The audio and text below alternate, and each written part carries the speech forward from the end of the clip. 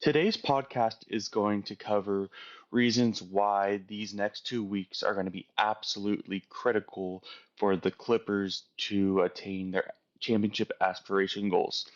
Well, firstly, the Clippers have 9 games left. They have one tomorrow, and then they have a game on Tuesday against the Kings. They only have 9 games left. As much as the league, every team has nine or fewer games left. So it's really important to understand that we're probably going to be a 4 seed. Yeah, because Denver, Oklahoma, and Minnesota all have a 4 or 5 game lead, and Minnesota and Oklahoma have the tiebreaker with us right now. And we have a 1 game lead on the Pelicans, which we have a 46 wins and 27 losses. The Pelicans have a 45 wins and 28 losses. Um, yeah, so the Pelicans have the tiebreaker of us if we end up with the same record. So we need to just separate a little bit, and then we have the Mavericks are just on the Mavericks and our tails with 44-29, and then even the Suns and Kings 42-43 wins. So yeah, we can't just like we can't just say, oh, playoffs, because we saw how that happened when we went from the 1 seed down to the 4 seed. So, more to add on to that, um, like in my opinion, in general, not just the NBA, but you have to play to win. You can't like, oh, I want to avoid this team or that team. That is a recipe of disaster. That we've seen it so many times where just the team's mindset is not there to win and they're playing scared. If you're a championship team, you will beat whoever's in your path. And especially this season with Minnesota, Oklahoma, and Denver all with 51 wins and they have 22, 23 losses, there's going to be no easy path to get to the championship. You're going to have to beat multiple good teams. There's not a um it's not like the East where there's more like less win column teams, but there's these are NBA teams, and you saw how the Heat last year beat the Bucks in the first round, and that triggered Giannis and the Bucks to fire their coach to get a new coach who they got another coach, which is Doc Rivers. So you saw how that turned out for everyone there. But um, to stay on track with the Clippers, another thing to keep in mind, a reason why we need to keep our foot on the gas is we don't want to fall into the playing category because that doesn't work out well for many teams, and that hasn't worked out well for us. And we're only like I have a 2-3 game lead. Yeah, we have 46. Yeah, and there's a lot of movement that could happen, and you don't want to be in the danger where you have to play in that play-in. And we already play enough games as it is with our aging stars, which we need unless there's a clear seeding, there's no way we can move up or down in the last few games. We're playing our stars, we're making sure we're staying, but I don't have a problem resting guys or managing their minutes a little more. But you don't want to be moving down at this time of the year, and you want to be playing your best ball going into the postseason. Also, you know, a thing is like the 7-8 plays the one. No, sorry, my mistake. The 7-8, the winner of the 7-8 plays the two, and then the loser of the 7-8 plays the winner of the 9-10, and that ultimately plays the one.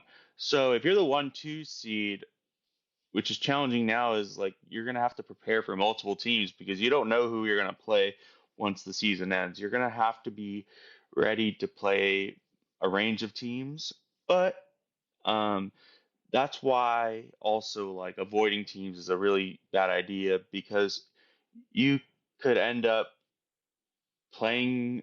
If you just play your game, um, it will work best for your team. And you're and like I said, you're gonna have to beat multiple good teams, and you don't want to be in a position. And I think this is more of the fans point of view. It's like, oh, I would rather not play Denver, or I'd rather not play Minnesota, or I would rather not play like the New Orleans Pelicans. They have our number.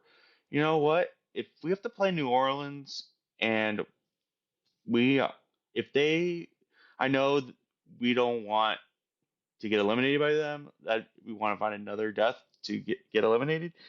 But you know what? If that's how it lands, that's how it lands. But at the same time, if if we are not mentally focused going into it, like it doesn't matter who we play in the postseason, that's gonna be a bad result. Another thing to keep in mind is so this team has championship aspirations, right? Well, so the way the finals work, which is kind of cool, is oh no, before I go into that, the so let's say this any team from the 7 to the 10 seed beat the 1 or 2 seed. And typically, in how it works is the 1 seed, the if you're the one like home court advantage, but if the 1 or 2 seed or 3 seed lose to like let's say the Lakers, Kings, Nuggets, anyone or the Mavericks or Pelicans, then it's to the best seed remaining. So let's say we're the 4 seed and the Minnesota gets knocked off by the Lakers, who were a 9 seed, then um, and we're playing the Lakers, we have a home series for that. So yeah, so that is really important to also realize. It's not like we're not going we're gonna have to play on the road the entire time. No, it's gonna there the home court advantage will be the highest seeding remaining. So that being said, is there's a lot of motivation to um, just know that like if we take care of business the first round and we finish the season off strong, we will have that ability. But another thing to keep in mind is how the finals work, which is pretty cool, is it's not based off seeding for the home court. It's based off home best record in the NBA that's remaining. So obviously, if the Celtics are in the finals, they're going to have home court more than unlikely because they have 57 wins and they have a, like 7, 8 games left to play. But if you look at the East compared to the West, so the West has 3 teams in the top three that have 51 wins, and then you have teams from 4 through 7 that have 46, 45, 44, 43. But the on the East, the number 2 seed has 46 wins. The Cavs have 45 wins. The Knicks have 44. Magic have 42. The Pacers have 42. And you can kind of see this trend. So that being said, is we need to win every game we can now because like if Clippers at 46 wins right now, and if we like get over the 50 mark, which is starting to look like we will, or we have a good chance, if let's say we get 53 wins and the Cavs get 52 wins, we will be hosting the finals if that's the matchup. Um, and I can't say this enough where like if that's not a motivation to um, like host the finals, then the team's mindset's not in the right place, and it's not going to be easy. It's going to be a bloodbath. Um, it's going to take, you're going to need 4, 8, 12, 16, um, um, for, yeah, it's going to take, those championship, um, all those wins to win the whole thing.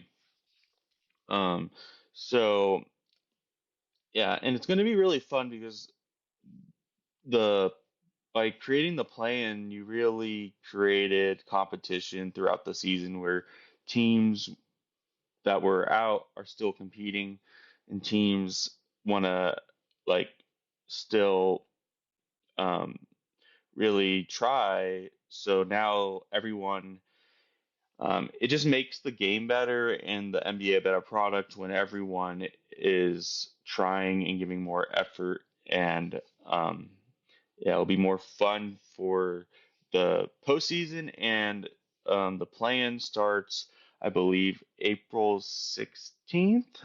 Um, Let me check that for you. Um,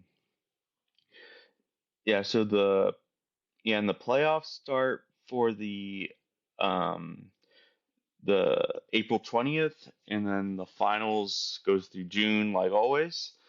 Um, so yeah, once you end the season in April, it's up to if you want to play a couple more months, that's going to be there's a lot more basketball to be played, but you could be gone what first round exit, or you're going to be preparing for the draft and you're going to be um, looking for your off season. And the Clippers still, I know they resigned, extended Kawhi, but Paul George with the rumors going to Philly or going back to Indiana, and Harden, I know he wants to retire a Clipper. That's what he says.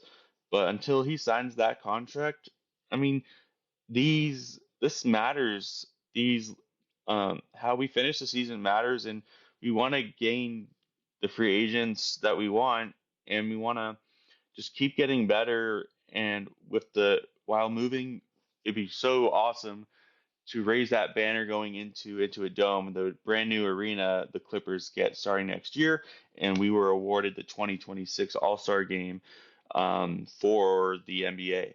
So the Clippers just need to continue to play hard, like act like every game's a playoff game. But um, let me know what you think in the comments. Thank you again for listening. Have a great weekend.